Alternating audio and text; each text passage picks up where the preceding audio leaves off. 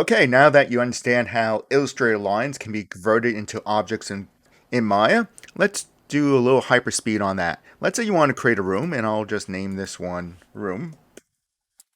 I'll put that label on its own layer, just in case.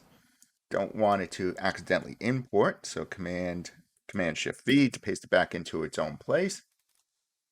And I'll call this layer labels. You make new layers by clicking the plus icon right down there. Labeling things this way, I remember what part I'm creating. This is the floor plan. Overhead view. Maybe there's a little alcove. Drawing a box. Selecting both of these objects. Going under properties. Pathfinder. If you don't see Pathfinder, Windows Pathfinder. I'll merge these two together. Now I have a good floor plan. I want to create a wall. Let me create this wall. I'm only going to do part of this plan. The rest you could do on your own. This will be the side view of the wall. I need to put this wall on its own layer. Cut it, which is Command X or Control X. Make a new layer, calling this one wall. And Command Shift V or Control Shift V to paste it right back into the same position. This wall will have a window, kind of as many windows as you want. This will be the size of the window. Don't want it to be square. Maybe it's a long window, almost floor to ceiling. I like that shape. I need to use this shape later on to create the actual window frame. I'm going to center this in the wall by selecting both of these objects, going under properties, going under alignment. I'm going to choose vertical align center. Then I'm selecting both of these objects using a marquee selection. I drew this one last. I'm going to select this from Pathfinder, minus front from back. When this comes into 3D, there will be a hole here. The hole will be exactly this size. This is what I want to use to build my window frame. You can get very complex on window frames. Keep this one simple. Let me put this on its own layer. Cut it. Command X or Control X, make a new layer.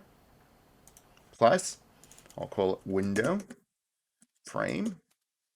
And Command Shift V or Control Shift V to paste. All right, time to have a little bit of fun, just a little bit.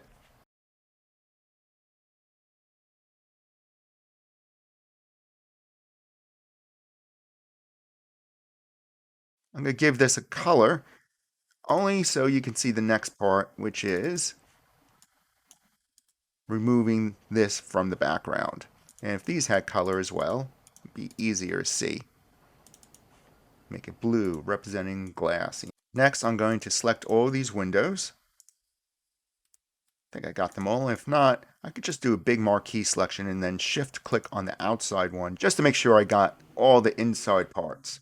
I'm going to join these together under Pathfinder. Now shift click and select the background, which is red.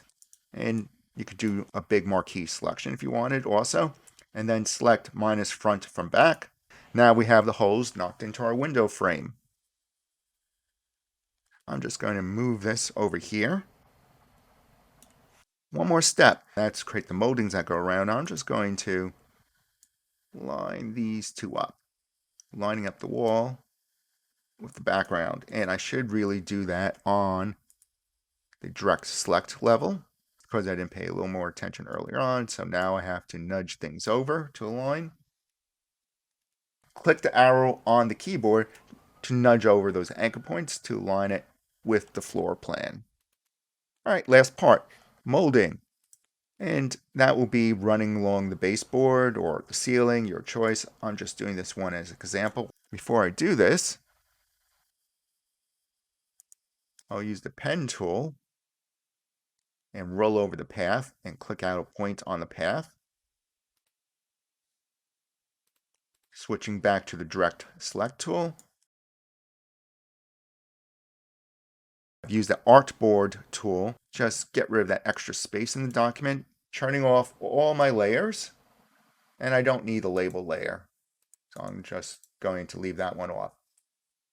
Let me export the window frame first. And because we're exporting the same size artboard, all these objects will match up in scale and position within Maya.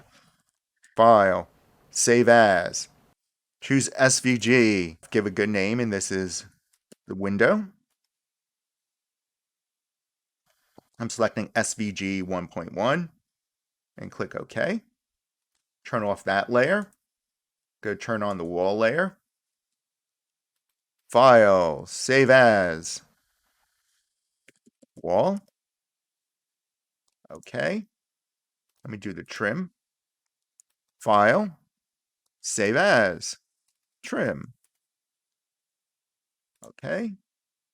And one more to go. The floor. File, save as, floor. Click OK. And the next stop is take 5. Next stop is in your take 5. Next stop, take 6. Next is to import these SVGs one at a time and create 3D surfaces from the SVGs. Since they were drawn in a plan view, they all should just line up together with a perfect fit.